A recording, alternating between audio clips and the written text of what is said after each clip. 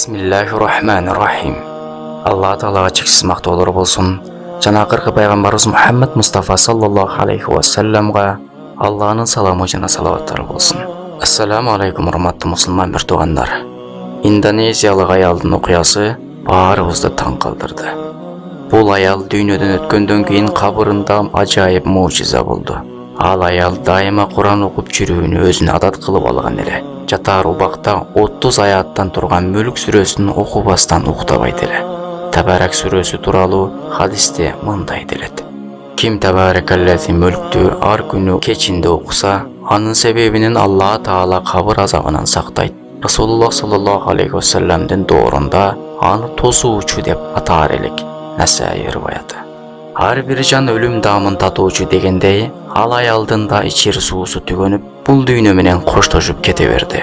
Мусулмандар ага жаназа окуп, жакындары аны мүрзөгө алып барып, алдындан даярдап коюлган кабырга коюшту. Үстүнө топурак тартып, кайтып кетип жатышканда, кабырдан кандайдыр бир үндөр угулду.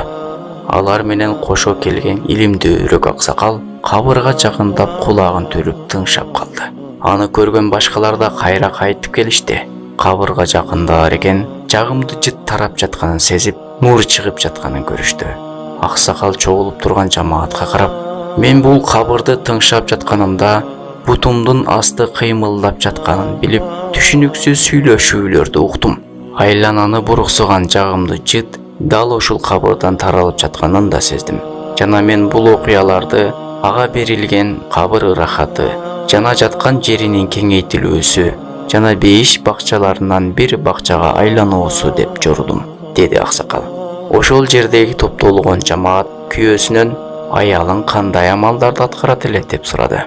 Күйөөсү аялын дайыма Куран окуп, кечинде жатаарда Табарак сүрөсүн окубастан уктабас эле деп жооп берди. Мындай окуя пайгамбарыбыздын доорунда да болгон. Ибн Аббас радыйаллаху анхудан риваят кылынат. Сахабалардын бирөөсү кабыр үстүнө чатырын тигип алды. Ал жер кабыр экенин билбеди. Кийин кабыр ичиндеги инсан Табарак сүрөсүн акырына чейин кыраат кылганын укту. Пайгамбарыбыздын алдына келип, "О Алланын элчиси, билбестен чатырымды кабырдын үстүнө тигип алыпмын. Анын ичиндеги бир адам Табарак сүрөсүн акырына чейин окуду" деди. Ошондо пайгамбарыбыз: "Ал тосуучу, ал жардам берүүчү, аны кабыр азабынан куткарат" деди. Термизи Табарани риваяты.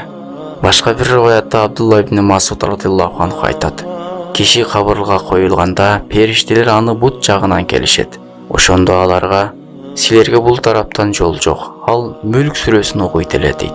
Соң алар көкүрөк же курсак тараптан келишет. Аларга: "Силерге бул тараптан жол жок, ал Мүлк сүрөсүн окуйт эле" дейт. Алар баш тараптан келишет. "Силерге бул тараптан жол жок, ал Мүлк сүрөсүн окуйт эле" дейт. Имам Хаким риваяты.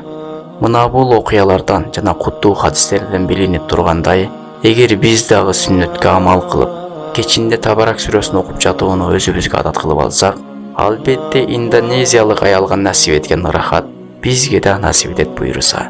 Болгону ыхлас менен амал кылуу калды. Элдин арасында кабыр азабы эле делинет, деги кабыр ырахаты деген барбы деген суроолор көп. Мына сиздерге биздин заманыбызда болгон далилдердин бири. Эгер биз мурда шариатка амал кылып өткөндөрдүн доорунда жашаганыбызда, балким кабыр ырахатына бөлөнгөндөрдүн көбүнө күбө болмокпуз. А бүгүнкү күндө көпчүлүгүбүз шариатка амал кылбай койгондуктан, кабыр азабына дуушар болгондорго гана күбө болуп калдык. Ошондуктан амал кылалы. Ассалааму алейкум рахматуллахи ва баракатух.